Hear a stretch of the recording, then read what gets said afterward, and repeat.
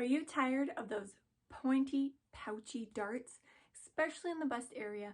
I always say it is imperative that we get the shaping right, because if fit is off anywhere throughout the bust area, it's gonna draw unnecessary attention to that area, and getting things to sit harmoniously just creates a better impression and better look. Hi, I'm Chelsea Blessingmeyer. Thanks for joining me this week on Workshop Wednesday, and today we're talking all about dart shape, and I'm giving you my secret method for creating shapes that are really harmonious for the body that's going to wear them, and get those dart points, those tips, the ends of your darts to lay really nicely and no longer have little dimples or pouches or points at the end of them. So let's jump on over to the table. I've got a little example for you to better demonstrate. So let's start with just like this cross section of what your bust circumference looks like. So if we took our torso at our bust circumference height and just lopped it off, then this is actually the silhouette of the body. Now these little marks here are our side seams, and if you have a fuller bust, of course there would be more fullness across the front, but also more fullness as you come around the front. It's really important to remember that when you have a fuller bust, the bust expands both outwards, but also starts higher on your chest, lower on your torso, and farther out to the side. So we have a totally different shape kind of happening when the bust is starting right by the side seam, as when you have a little bit of rib cage and then it goes around to a smaller bust. So just think about what is the body shape that you are wanting to create, and what would the shape of kind of the cross section be right at the dart level. Now we're going to look first at side darts, which is why we have this sort of silhouette shape. And this is an example of how the garment sits when you've got those little points or corners on your darts, at the tip of your darts, where it's just like a little dimple, and how the garment is really sitting and coming around. So if this isn't what we want to create, how could we adjust our darts?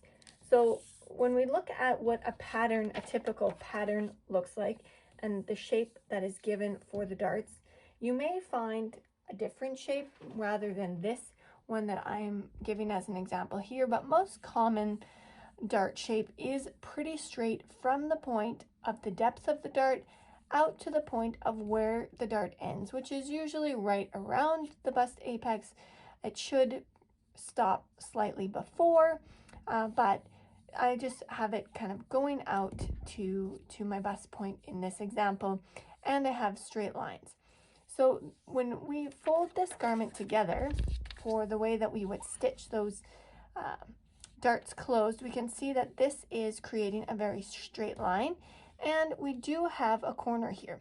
Now if you end your darts by blending out the tips just a little bit longer, that can help with the point or that little dimple kind of end point of your darts, but you're extending your dart, which you may not want to do, and it doesn't fully solve the issue.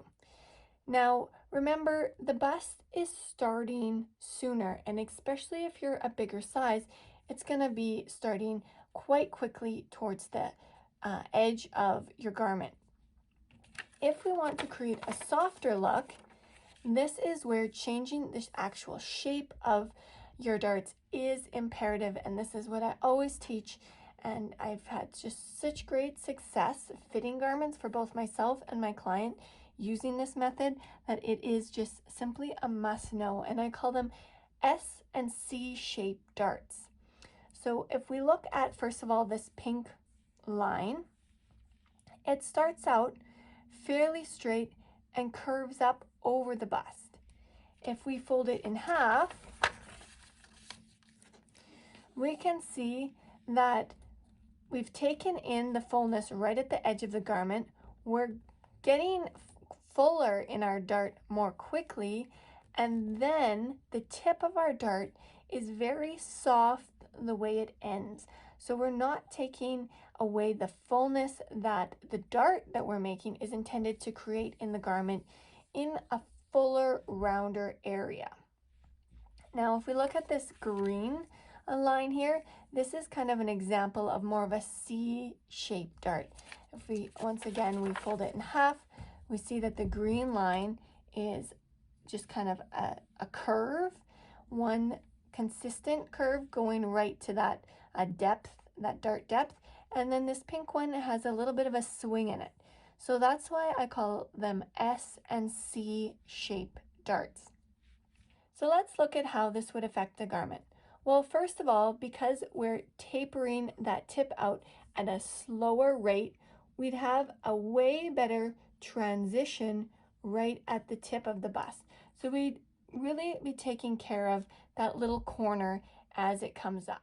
Now, when we continue to swing this dart out, we'll often take less right here at kind of the side of the bust. So this allows the garment to really kind of rest back on your chest better. Sometimes when we do those straighter darts as well, it will be kind of tight on our body right at the side, and that will keep the garment from actually falling against the chest across the front fully, as it will all, like the whole thing will just stand up a little bit.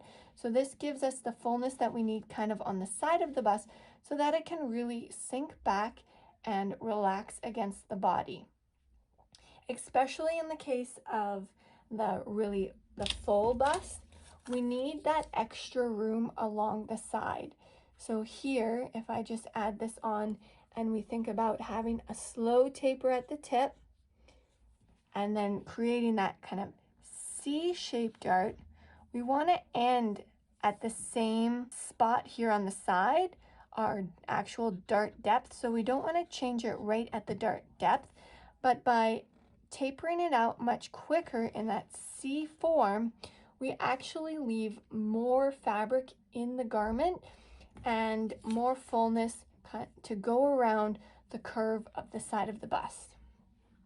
So this is what a side dart would look like. And side darts, they're not always straight. Sometimes they're coming down from kind of the armpit or higher up. Sometimes they're a little bit below the bust. But think about what is the shape of the body and how can I kind of mirror that on my garment edge and change what is it that I'm taking away in the garment so that the shape that the dart then has is closer to the shape of your actual body. How this looks on an underbust dart would be something like this. Let's take a look at kind of this side view. I'm going to just lay it this way so that we can get a little closer. It's similar, however, it also changes due to where the dart actually starts. So where is it exactly that the bottom of this garment is starting? Is it at your natural waist? Is it an empire? Or is it down over your hip? The dart shape will change quite a bit depending on where exactly the hemline of this bodice is sitting. So I'm just going to tuck this underneath again here because it's kind of farther out. We're looking at a larger section of the body. You don't see the point as extreme, but if you've ever sewn darts before, you know you can get a little dimple point right at the bottom of the dart as well here. And we also want to look at how the garment is laying against the rib cage. Again, very angular darts will leave too much fullness in one area and maybe not enough somewhere else. You'll have too much right at the tip, creating that point. And then you'll have a tight section because our bust is round and not a straight angle. So it will be kind of tight at the bottom of the bust. And then you'll most likely have too much fullness right at this rib cage. So our rib cage is often very small. Even if we do have a tummy, that will sit a little bit lower down, and this right at the rib cage is oftentimes one of our kind of smallest areas, and we want to make sure that we're fitting the garments to match that. So we want our dart to run shaving off that point so we have a smooth transition. depending on how full our bust is, we may want to add at the bottom, at the lower portion of the bust, but we definitely want to scoop it back in right tight around that rib cage. If it's too loose under the rib cage, it's going to look boxy. It'll have kind of that homemade effect, and it could also make your boobs look a little bit saggy or bigger than they actually are. So again, depending on your bust size, this may be exactly the wrong thing and the wrong look, but tapering it in and having it nice and fitted right under the bust is really, really flattering, and depending on how low it goes will depend how much of an S it becomes. It might just swing in, it might swing in and go straight, or it might start to swing out again. We typically all have more of a tummy starting quicker in the front, and this is just like a soft area of the body, so it's nothing to be self-conscious about or anything like that. It's just a matter of creating garments that are actually going to fit and flow over our body's curves. If you have a dropped waist, you'll most definitely need to swing kind of back out, and your dart depth will actually become less as it gets to the end of the dart or the starting point of the dart. So that's just a quick demonstration of how S and C shaped darts really aid in getting that fit on point and flattering for your body. So there you have it. S and C shaped darts are really your secret weapon to a beautiful fit whenever it comes to darts, and eliminating that always annoying little point or dimple at the end of your darts. Now this principle is the same wherever you have a dart, whether it be in the front of a skirt, the back of jeans, wherever you have a dart. Think about the shape of the body and how you can copy that in the shape of how you create your darts. Seams and darts are our location of creating that 3D shape in our garments, and we need those darts to be as close as possible to the most extreme kind of shape, curve, size adjustment in our bodies. And we need those darts to mirror the shape and the curvature of our bodies and how our bodies actually flow, so that our garments in the end will match up and fit like a glove, and we'll be able to really enjoy them and love the fit. Well, that brings us to the end of this week's episode of Workshop Wednesday. Be sure to check out my Facebook group if you want a little more sewing inspiration. Sign up for my email list there. I have a few free patterns that you can access in the Facebook group or on the tutorials for how to sew them here on YouTube.